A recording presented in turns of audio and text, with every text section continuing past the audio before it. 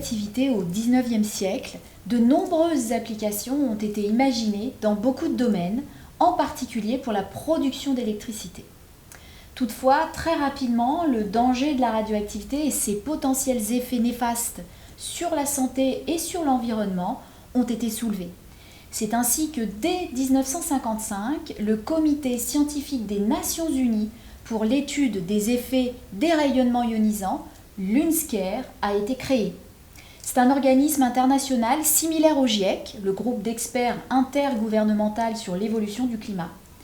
Son rôle est d'évaluer les niveaux et les effets de l'exposition aux rayonnements ionisants à travers la planète. Les résultats de leurs études servent de base scientifique à l'évaluation du risque nucléaire. Il est apparu fondamental d'apprendre à calculer le mieux possible ce risque, c'est-à-dire la probabilité que la radioactivité crée des dommages au public et à l'environnement. C'est le rôle des analyses de sûreté. Elles ont été intimement corrélées au développement de l'industrie électronucléaire.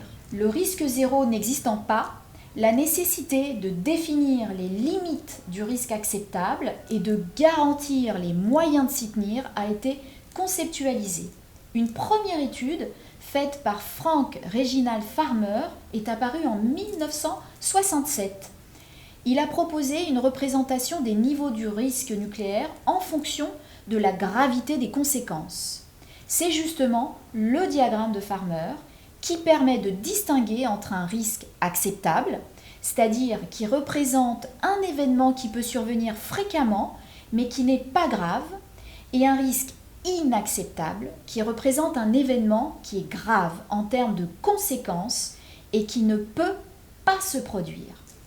Après l'accident de Tchernobyl en 1986, l'échelle internationale des événements nucléaires et radiologiques, INES, a été créée. Elle est semblable à l'échelle de Richter qui informe sur la gravité des séismes. Et elle participe à la communication officielle vers les populations et les médias en permettant de comprendre immédiatement si un incident ou un accident est grave ou non. Tous les événements ayant une importance pour la sûreté sont classés sur cette échelle selon 7 niveaux en fonction de leur gravité et sont tous déclarés par les exploitants nucléaires auprès de l'autorité de sûreté nucléaire. Le niveau 0 permet de classer les événements n'ayant aucune incidence sur la sûreté et le niveau 7 correspond aux accidents de Tchernobyl et de Fukushima. Le risque nucléaire est géré, comme tous les risques industriels d'ailleurs, dans une approche en 2 temps. La prévention, tout est mis en œuvre tout au long du cycle de vie de l'installation industrielle pour prévenir un accident, et la mitigation qui permet de limiter les conséquences dans les cas où l'accident survient malgré toutes les parades.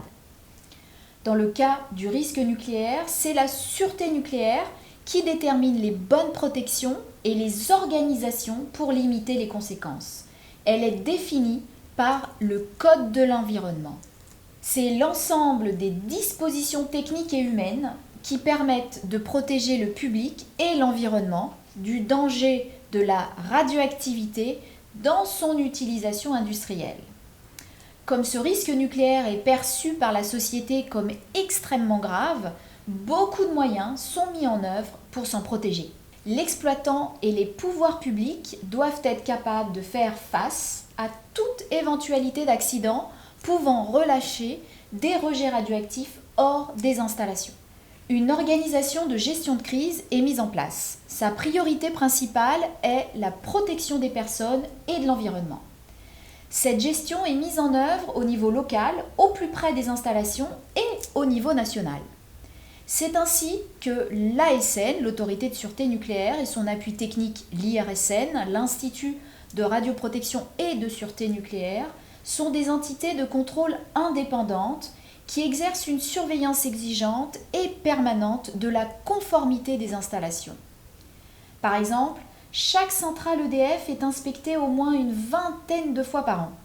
Décidée et menée par l'ASN, appuyée par l'IRSN, une inspection est l'occasion de tout passer au crible, le matériel, les modes opératoires, l'organisation humaine.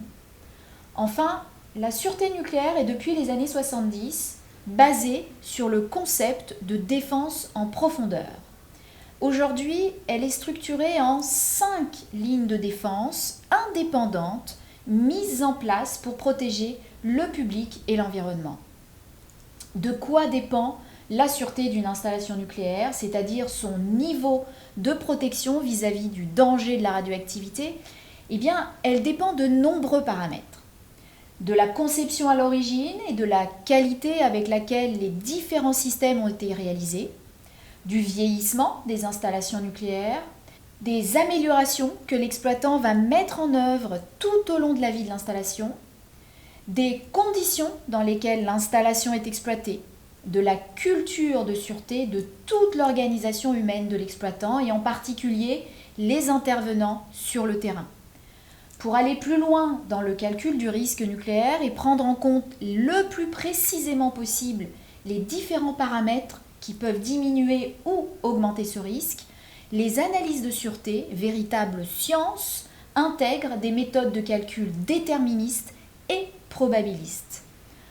En France, les 5 lignes de défense sont bien dimensionnées grâce à ces analyses de sûreté réalisées dès la conception des installations nucléaires et révisées tout au long de leur vie. En effet, tous les 10 ans, les exploitants nucléaires doivent représenter à l'ASN, l'autorité de sûreté nucléaire, leur dossier de sûreté afin d'obtenir l'autorisation de continuer à exploiter l'installation.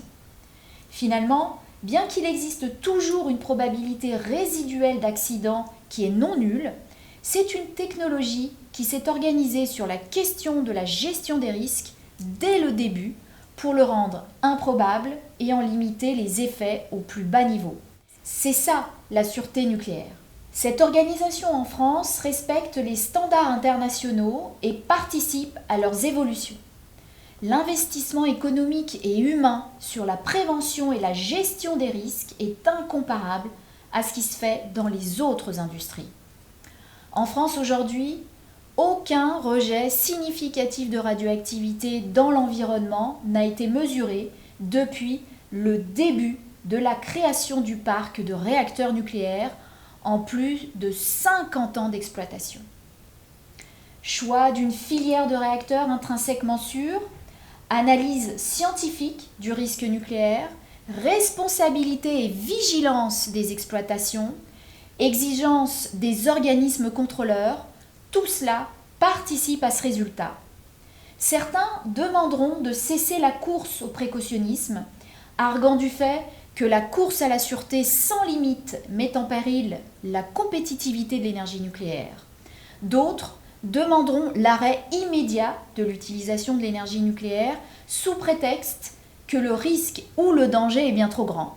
Bref, ce sont des enjeux importants d'un débat sociétal sur le choix d'un mix énergétique du futur qu'il serait bon d'éclairer de manière scientifique et en réfléchissant au principe de proportionnalité aux enjeux. Mais cela, c'est une autre histoire.